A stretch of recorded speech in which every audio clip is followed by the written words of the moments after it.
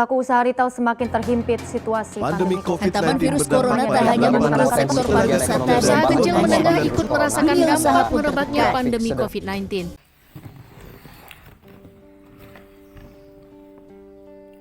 Teman-teman, virus corona adalah hal yang paling ditakutkan karena merupakan fenomena yang baru di negeri ini.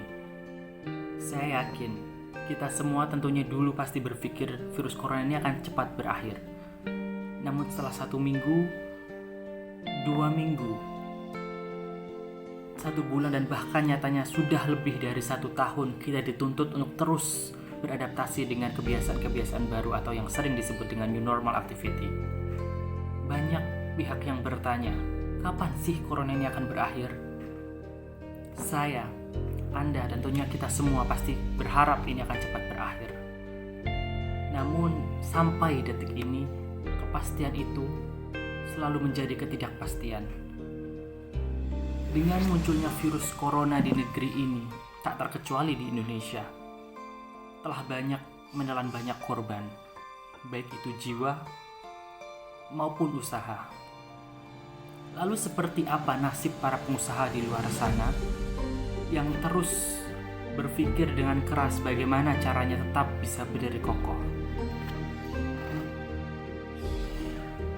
COVID-19 berhasil merubah perilaku masyarakat. Social distancing misalnya, itu dapat mengaruhi perubahan perilaku konsumen saat virus corona merajalela. Berbicara tentang perubahan perilaku konsumen, pebisnis harus mengetahui tentunya perubahan tersebut untuk menyesuaikan strategi bisnis selama pandemi ini. Ditelisik berdasarkan definisi perilaku konsumen itu dapat diartikan sebagai proses dan aktivitas ketika seseorang berhubungan dengan pencarian, pemilihan, pembelian, penggunaan serta pengevaluasian produk dan jasa demi memenuhi kebutuhan dan keinginan konsumen itu sendiri. Tentu pada kondisi saat ini segala aktivitas itu kian berubah. Seperti konsumsi akan lebih berfokus pada nilai, yang cenderung mengesampingkan ego dan hedonisme mereka. Yang kedua, kondisi ini merubah. Konsumen akan membangun kembali awareness saat krisis itu berlangsung.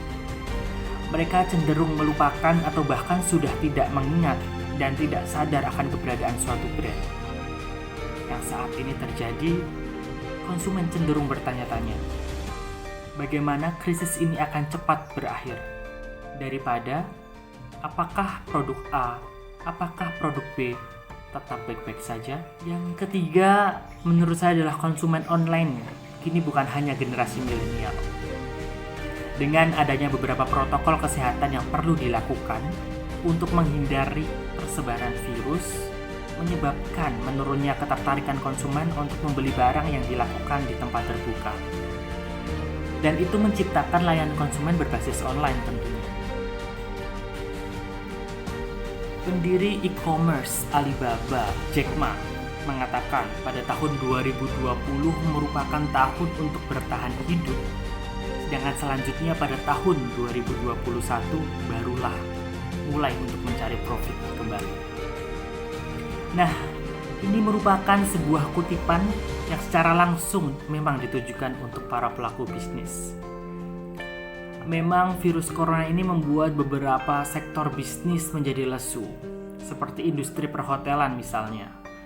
Karena semakin sedikit orang-orang yang keluar dari rumah, semakin jarang pula orang-orang berkunjung dan menginap di hotel. Jika itu berlangsung dalam jangka panjang, skenario terburuk bisa saja terjadi. Mulai dari pemberlakuan PHK hingga gulung tikar. Virus corona yang juga merubah cara berkomunikasi pelaku bisnis dan juga konsumennya. Serta yang pasti strategi bisnis pun juga turut berubah. Mulai dari pemasarannya, penjualannya, rantai pasokannya mungkin, sumber daya manusianya hingga keuangannya semuanya berubah.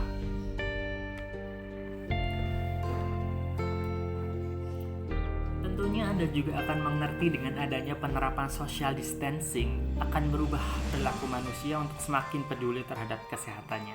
yang mana saya juga yakin permintaan atas produk kesehatan seperti vitamin, suplemen, makanan sehat dan produk kebersihan seperti sabun, tisu, hand sanitizer pasti akan semakin meningkat. Selanjutnya, dampak pandemi ini akan mengubah segala penjualan yang dilakukan secara online, yang memanfaatkan platform media sosial, bahkan marketplace atau e-commerce atau commerce site dan lain sebagainya.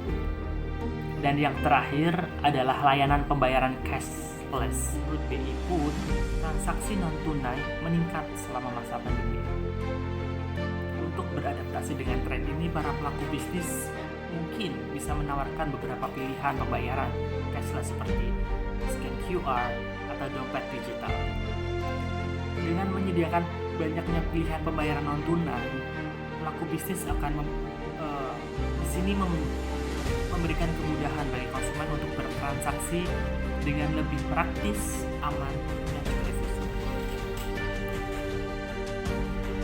Ada beberapa cara memang yang bisa dilakukan oleh pelaku bisnis dalam mengantisipasi tantangan, seperti misalnya selalu memperhatikan kondisi keuangan bisnis, seperti kondisi likuiditas atau cash on hand.